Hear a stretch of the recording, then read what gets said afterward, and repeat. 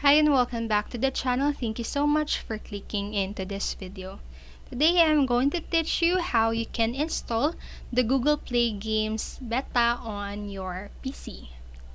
So if your PC meets the minimum requirements, you can install Google Play Games beta on your PC. So to begin installation, just follow this process right here. First, what you'll need to do is on your Windows computer, you can go to play.google.com/Google Play Games. And then after you type in or go to this link right here, just click onto the download.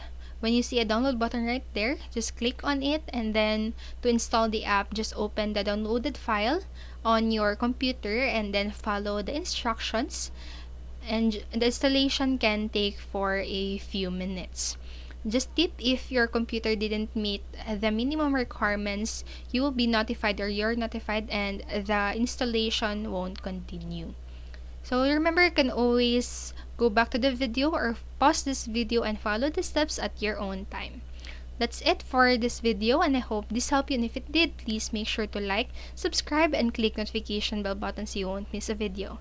Thank you so much for watching and have a great day.